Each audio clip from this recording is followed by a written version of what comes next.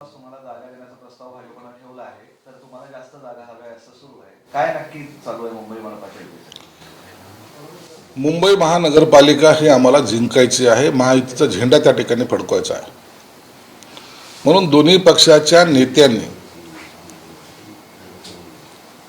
उमेदवारासंदर्भामध्ये एक क्रायटेरिया ठरवलेला आहे की निवडून येणाऱ्याला प्राधान्य आणि निवडून येणाऱ्या जागा एकमेकांनी मागायच्या. आणि हे बेसिक जी लाईन आहे ते दोन्ही पक्षांनी घेतलेली आहे. किती जागा मिळाल्यात, किती जागा सोडल्यात, किती जागा आश्वासन दिलं, हे सर्व विषय हे फडणवीस साहेब आणि एकनाथ शिंदे साहेबांच्या मध्ये आहेत.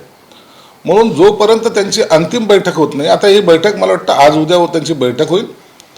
या बैठकीमध्ये अंतिम जो निर्णय होईल ते दोन्ही पक्षाचे नेते हे तुम्हाला सांगतील एवढं नक्की आहे. परंतु मानसिकता शिवसेनेची असेल, भाजपची असेल, ही महायुती बरोबर लढण्याची आहे आणि आमचा झेंडा हा मुंबई महानगरपालिकेवर फडकेल असा आत्मविश्वास आम्हाला आहे. महायुतीत लढायचं म्हणतात, मात्र युती होताना दिसत नाही. अगदी मुंबईत चर्चा सुरू आहे, इतर महाराष्ट्रात चर्चाही नाही, त्याची वागते. अगदी संभाजीनगरचं उदाहरण घेऊया, काय चाललंय? बघा, काही ठिकाणी स्थानिक जे नेते आहेत ना, त्यांना बाकीच्या झालेल्या निकालाचा त्यांच्यावर झालेला थोडासा परिणाम आहे. मग किती जागा आपण लढल्या पाहिजे, उगाच तरी आग्रह धरून युतीमध्ये फूट कशी होईल असं काही लोक पाहतायत. हे नाकारता येत नाहीये, हे सत्य आहे.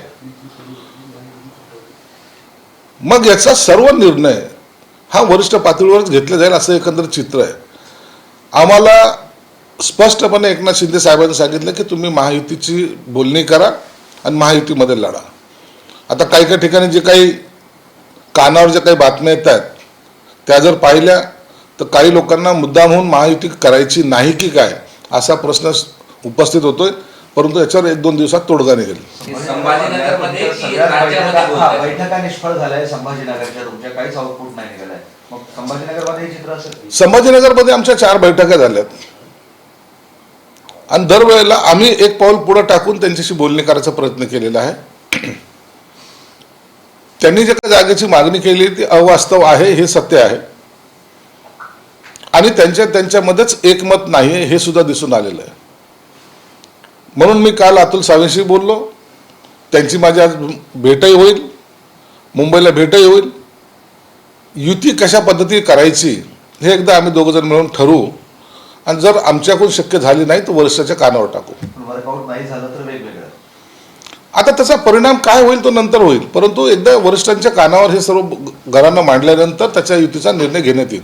कोण लोक आहेत जे युतीत फूट पाडण्याचा प्रयत्न करतात? आता असतात काही कार्यकर्ते असतात, त्यांना वाटतं की आपल्याला या जागा मिळाव्यात, त्या जागा मिळाव्यात, आपल्या इथे ताकद आहे तर ताकद नाही आहे, असं काहीतरी चालत असतं. आणि मग ज्या ठिकाणी ताकद नाही आहे त्या ठिकाणी सुद्धा ताकद दाखवण्याचा प्रयत्न काही लोक करतात. आता त्याच्यासाठी आता आपण भांडण उकरून काढणं हे आम्हाला शोभणारं नाही आहे. म्हणून आम्ही शांतपणे आणि संयमानं त्यांच्याशी युतीची बोलणी करत आहोत. आता जो निकाल आला त्याचा परिणाम झालाय म्हणजे नेमकं काय झालंय? नाही, त्याचा परिणाम म्हणजे काय, आम्ही आमच्या जिल्ह्यात तर आम्ही 1 नंबरवर आहोत, आम्हाला काही प्रॉब्लेम नाही आहे. याच मुद्द्यावर बावनकुळे असं म्हणाले की छोट्या भावाची ताकद वाढत असेल तर मोठ्या भावाला आनंदच आहे. मी हेच गणित कार्यकर्त्यांनी सुद्धा समजून घेतलं पाहिजे. एखाद्या वेळेला एखाद्या पक्षाची ताकद वाढत असताना आपण त्याच्या ताकदीचं अभिनंदन केलं पाहिजे, कारण की याचा फायदा हा महायुतीला होणार आहे. मग महायुती बरोबर आपण सर्वजण एकत्रित आहोत तर त्याच पद्धतीने आपली पुढची वाटचाल सुद्धा असली पाहिजे. ठाकरे बंधूंची ती युती आज होणार उद्या होणार असं सगळं सुरू होतं. आता ती मुहूर्त पुढे ढकललाय आणि त्याचं कारण जागा वाटपाचं कोडं सुटलेलं नाही. मनसेचं असं म्हणणं आहे जोपर्यंत हे होत नाही तोपर्यंत काही युती वगैरेची घोषणा नको. राज ठाकरे आहेत ते. मी तुम्हाला पहिल्या दिवसापासून सांगतो की राज ठाकरे हे आग्रही आणि तसेच हट्टी पण आहेत. जोपर्यंत जागेची बोलणी पूर्ण होणार नाही तोपर्यंत माहितीची घोषणा होणार नाही, हे तेवढं सत्य आहे. कोणत्या जागा दिल्यात, काय दिल्यात, मग एकदा महायुती त्यांची आघाडी झाली नंतर मग आता कोणत्या जागा द्यायच्या त्याच्यावर खल होणार. आणि असलेला वेळ जो शॉर्ट पिरियड आहे त्याच्यामध्ये जर नाही झालं तर पुन्हा नाचक्की टाळण्यासाठी हे पूर्वी ते जागेचं वाटप करतील, नंतरच महाविकास आघाडी वगैरे जे आहे त्यांची त्या युतीची घोषणा होईल. दोन्ही भाऊ एकत्र यावे या आमच्या शुभेच्छा आहे. मात्र मुंबईतच जीव अडकल्यानं वर्कआउट होत नाही असं भाजपचं म्हणणं आहे. यांचा जीवच मुंबईत आहे ना.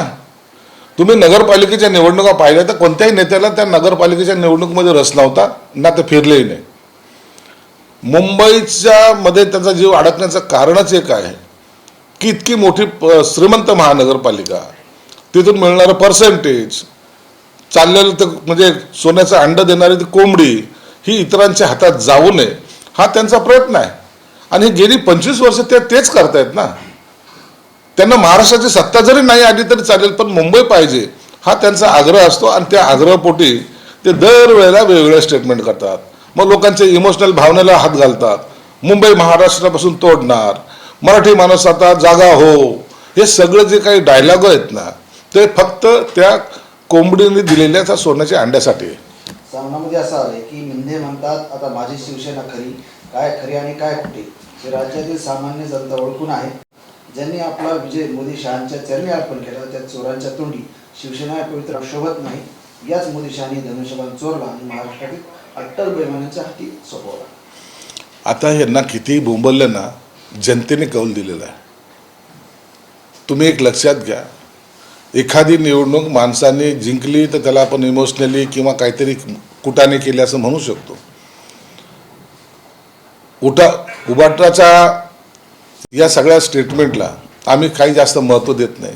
जेव्हा उठाव झाला त्याच्यानंतर असलेले ग्रामपंचायतच्या निवडणूक आम्ही जिंकल्या, त्यानंतर लोकसभेच्या निवडणुका जिंकल्या, त्यानंतर विधानसभेच्या निवडणुका जिंकल्या, आता नगरपालिका जिंकल्यात, तरी यांचं ते तुंतुन वाजवणं चालू आहे. म्हणून आता यांनी फक्त आमच्या नावाने बोंबलत राहावं. यांचा दिवस एकनाथ शिंदे साहेबांचं नाव घेतल्याशिवाय निघत नाही आणि सूर्यसुद्धा तोपर्यंत मावळत नाही. म्हणून सकाळ संध्याकाळ आणि झोपेतही एकनाथ शिंदेला टार्गेट कसं करायचं, त्या शिंदे साहेबांना कसं मागं खेचायचं हा प्रयत्न यांचा असतो. परंतु यांना कधीही यश मिळणार नाही तेवढं सत्य आहे.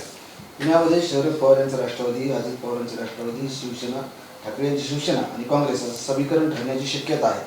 काँग्रेस आणि ठाकरे गटासोबत अजित पवारांची चर्चा सुरू आहे अशी माहिती. याबद्दल आम्हाला काही कल्पना नाही, परंतु मला वाटतं इतक्या मोठ्या घटक पक्षाबरोबर युती होणं हे शक्य सुद्धा होणार नाही.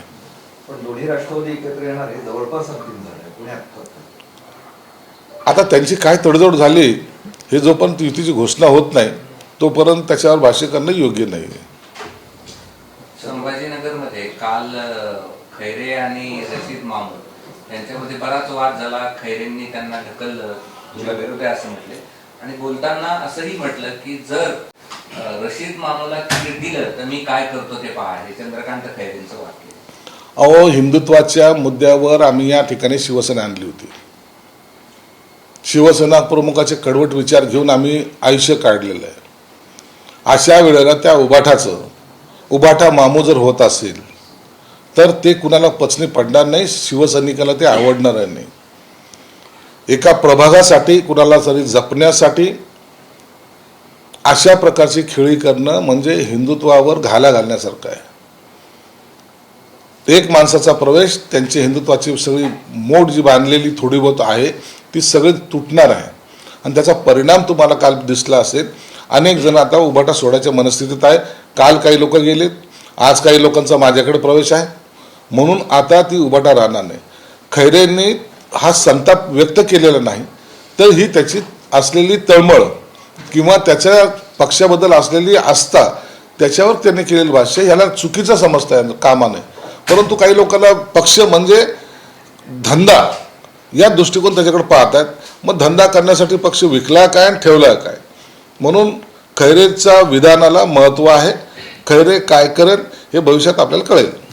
कुणाला जपण्यासाठी तुम्ही म्हणताय, एका जणाला जपण्यासाठी म्हणजे कुणाचा हक्क आहे? हो, यांचे सगळे धंदे 2 नंबरचे धंदे चालू आहे. त्याच्यामध्ये त्या पार्टनरशिपमध्ये काही लोकांना निवडून आणणं त्यांना गरजेचं आहे. त्यांना पक्षाची काय घेणं देणं आहे. कोणत्या वार्डातून उभं राहणार सर्वांना माहिती आहे, का उभं राहणार सर्वांना माहिती आहे. आणि हे जे काही सेटिंग आहे ना, या सेटिंगमुळे हा पक्ष संपलेला आहे. प्रत्येक विधानसभेला तीच सेटिंग केली. एकही आमदार का निवडून नाही आला? पैसे द्या, तिकीट घ्या. कधी स्वतःचा स्वार्थ, कधी पैशाचा स्वार्थ, अशाने पक्ष चालत नसतो. तानवींनी तुम्हाला याच्यावर टीका केली, आपला तो पिंट्या आणि दुसऱ्याचा तो बाबू.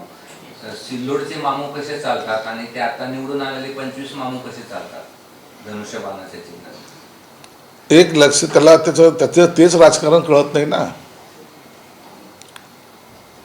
अब्दुल सत्तार हा जो उभा राहिला त्यांनी पक्षामध्ये प्रवेश केला तर त्याला त्या ठिकाणी त्यांनी त्याची सर्व ताकद ही धनुष्यबाणावर लावली आणि धनुष्यबाणावर तो निवडणुका लढलेले. आता तुम्ही यांना घेऊन जे काही करणार आहात त्याचा परिणाम काय होईल ते लक्षात घ्या. एमआयएमचे मतं घेऊन विधान परिषद सदस्य होताना काही वाटलं नाही का तुम्हाला? तेव्हा कुठे गेले ते तुम्ही? म्हणून तुम्ही इतरांवर टीका करणं बंद करा. पक्षाला जे आता मोठं कुलूपाना गोदरेजचं आणि त्या दरवाजाला लावा. टाळं लावण्याची वेळ आता तुमच्यावर आलेली आहे. थँक्यू. एक प्रश्न आहे सर, ज्या मैदानावर शिवसेनेचा आवाज सातत्यानं घुमतो, प्रचार करण्यासाठी सगळ्यांना ते मैदान हवं असतं, त्या मैदानाला आता उद्धव ठाकरे शिवसेनेने बुक केलेलं आहे. बुक करा. 6 तारखे ते 12 तारखेपर्यंत बुक केलेलं आहे. ते बुक करून त्याच्यावर सभा घ्या. नाही तर फक्त ते बुक केलंय दुसऱ्याने सभा घेऊ नये यासाठी, तर याच्याने राजकारणामध्ये काही फरक पडत नाही. त्या सभेला तेवढे माणसं आणा. आता तुमच्या सभा गल्ल्यामध्ये घेण्याच्या लायकीचे तुम्ही झालेले आहात. कुठं सांस्कृतिक मंडळाचे स्वप्न पाहता? आनंद आहे, चला घेऊनच दाखवा सभा तुम्ही. त्यांनी तुम्हाला पण म्हटलंय की 2 दिवस देतो, तुम्ही ग्राउंड भरून दाखवा. आम्हाला कधी काय करायची याची अक्कल असल्यामुळं आमचा पक्ष या पुढे चाललेला आहे. तुम्हाला अक्कल नसल्यामुळं तुमचा पक्ष डब्यात चाललेला आहे. ग्राउंड घेतो, सभा घेतो. आता त्या उद्धव ठाकरेंना तुम्ही पारावर तर घेऊन बसलेलेच आहात. आता नदीकाठी घेऊन बसायची वेळ तुमच्यावर आलेली.